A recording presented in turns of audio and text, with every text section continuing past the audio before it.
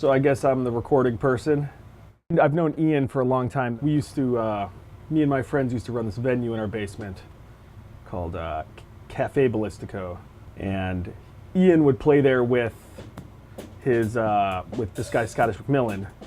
And that's when I first met him. And Ian was at a party, and he's just like, hey, do you still do recording? I'm like, that's all I do. That's all I do.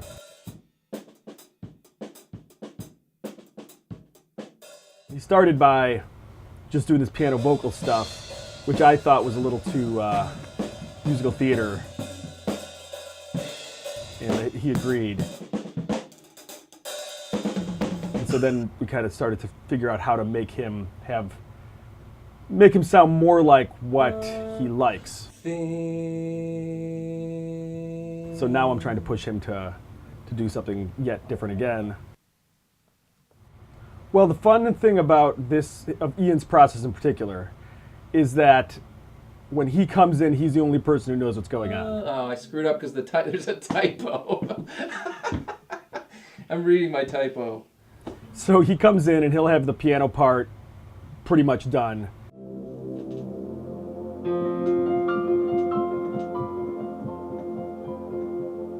Then he'll do a drum track, and then he'll do at least the basic vocals. And then from there, we bring in the other two guys that he mostly works with, which have changed. You know, in past albums, he's used different guys.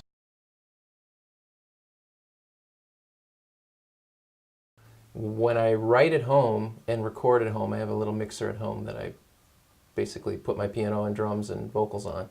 I send the rough draft to Tim, Dave, and Eric, and when Dave and Eric come into the actual studio, what you're seeing here, they throw their ideas into the song, and you know, it's not always 100%, yeah, that's perfect, or no way, we're not doing any of it. It's kind of a, you know, try this, or that works, but not at this part, or so it's always a juggling act. But you know, in recent times, he's been using Dave and Eric, and they come in and don't know what's happening, don't know what's going on, and that's exciting. Yeah. I mean, I come from a very strong musical background, so usually my influence is trying to make sure everything's musically sound. That the music has a reason for existing, and that each part is not fighting each other, that things are cooperating properly, and making sure that the arrangements end up that way. And then in the end, mixing it to accommodate that same purpose of having a focus to each section, having a purpose to each part, and in the end, serving the vocals, which is, when you're making vocal music, generally the vocals are the primary thing. And it's easy to forget about that, especially if you're the vocalist, but you know, I always try to encourage people like Ian, like, you're singing. If you're singing, that's what people are going to be listening to. I have a feeling this is going to be the kind of part that might be a handful of voices. Yeah, it's gonna be. So why don't I'm gonna leave this one in there, and let's just start, like, try to double it with better versions. Okay. So in the end, this will end up being like a backup double. Okay. But just so we know we're getting the timing right. Right. And it might take a few times, but let's try it. So you don't need to do the, like, you know, obviously there's the band who everybody kind of like works out their own thing, and when they come in here, everyone mostly knows what they're gonna play. There's those kind of things. There's the solo artist, which is not what I'm not considering Ian, even though he is a solo artist. There's like the singer-songwriter kind of person who comes in and only has their song, and then count on me to help them come up with everything else. And then Ian's somewhere in between there, where he comes in with most of the parts written by him, in his case, and then brings in a couple guys to flush it out and add something kind of, add an element that's not him, because I think that's important to Ian. And it's important to most songs, is to add more than one brain. Good. All right, let's move on. Cool.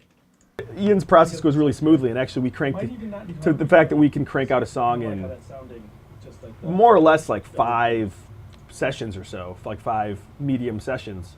That's pretty impressive, but a lot of that's because he put so much work in ahead of time. Ian's pretty set on what the basic part is. He's also pretty flexible as to how everything's going to change with other people. And so that in that case, for me, it's kind of easy.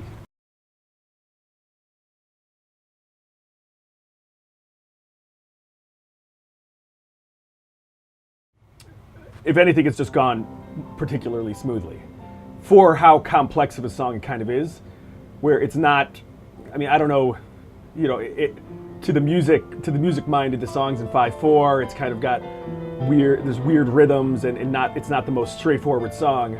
So I was kind of surprised that it came together as fluidly as it did. The goal of the project was to be as creative as possible with the songs that I have written, and respect one another's ideas to formulate the ideal song. Like the guys that Ian brings in, and actually, I mean, I know both of them quite well, and they know what they're doing.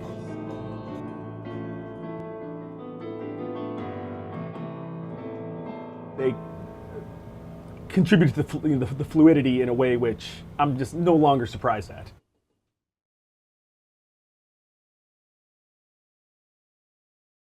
The process working with Ian, you know, usually is he'll usually send the demos of the track to me, and then I'll just listen to them at home and maybe mess around with some sounds and kind of come up with, or at least try to study the format of it, and then come in and between Tim and myself and then Ian, we'll carve out parts around that. You know, I might have some ahead of time, just depends. Sometimes I don't hear the full track before coming in, so it's, you know, you would get in and hear new stuff to work with.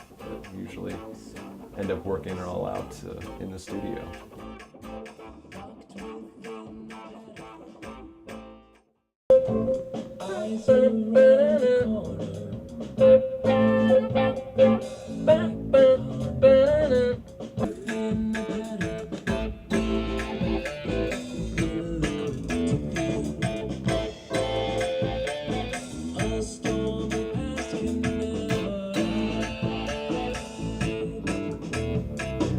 I enjoy doing this with Ian and Tim. It's always fun.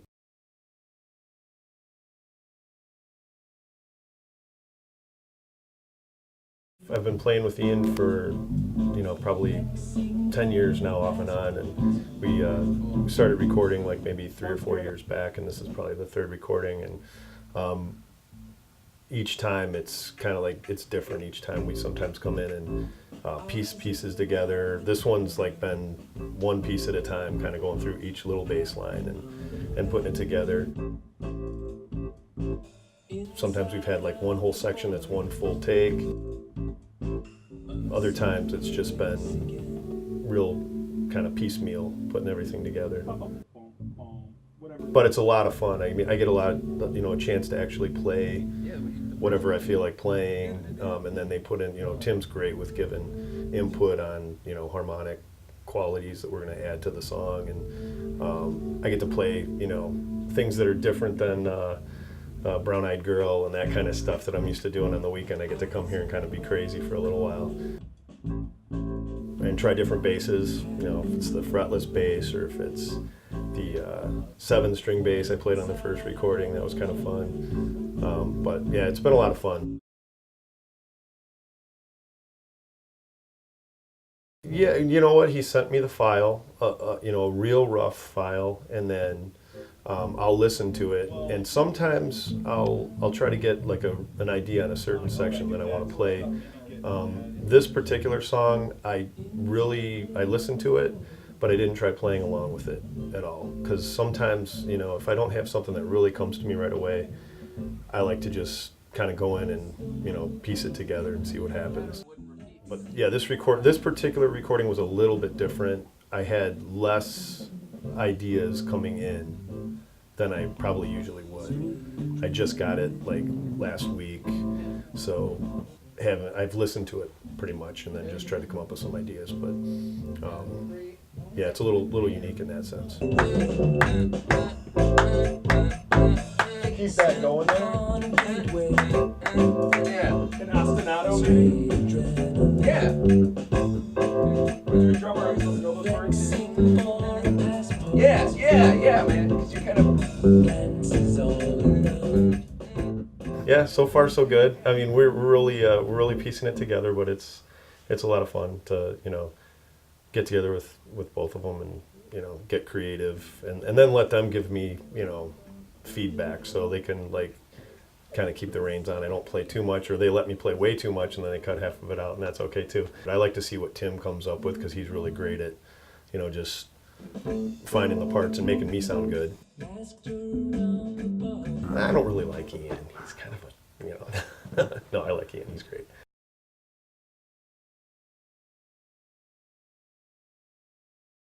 You're in a certain phase of your musical life, Mm-hmm. which is the macro phase. Mhm. You're in that phase of your musical life where you're not just looking to play in any band. Right. You're comfortable with the reality that there's not like a pot of gold at the end of the rainbow. Right. That the rainbow is beautiful without the pot of gold. Exactly.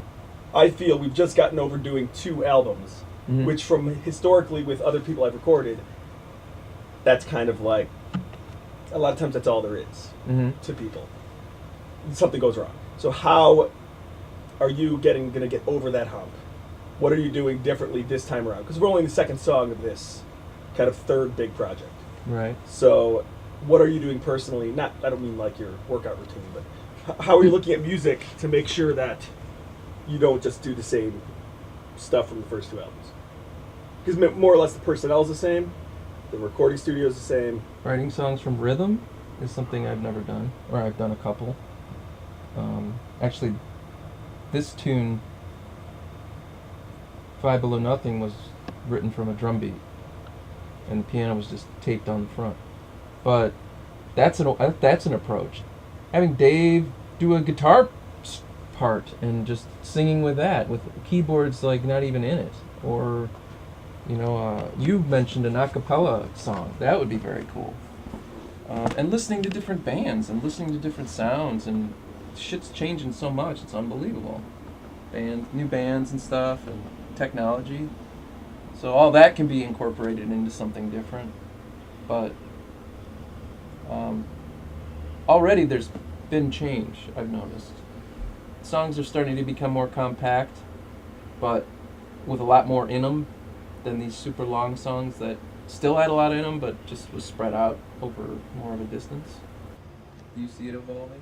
I think we have to push your vocal style to a new direction.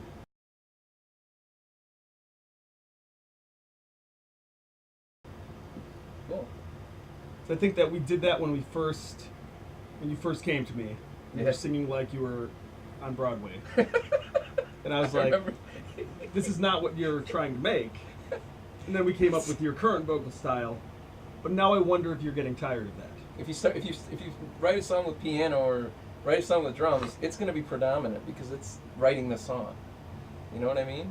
And if you do it with vocals, the same thing would happen. So I've thought about that. There is a lot of power in my voice. It's just I don't. It's Well, like we had to restrain it. However many years ago we started, because you were coming from a place where it was all opera. I was you went trained in back. opera. You went back to and you're like, for the kind of Pink Floydy material you were doing, it didn't make sense. Yeah. But now, especially that you're getting more into these heavier rock songs, and you like you like bands like Muse or even like Rush, where there's singers that sing high and loud, and Yeah. I think we should explore that because your voice is versatile, and I almost to some extent feel like we're underutilizing the dynamic range. I agree. So it's a huge project, but it's a love, and obviously I wouldn't be doing it if I didn't love it. My current goal with Ian is to make sure he's not just doing the same thing over and over again. And so far, this is like the kind of second song of the new batch, and it seems to be like he's pushing himself in directions that aren't just more of the same. I'll be doing this until I can't do it anymore. This is basically what I'm here for.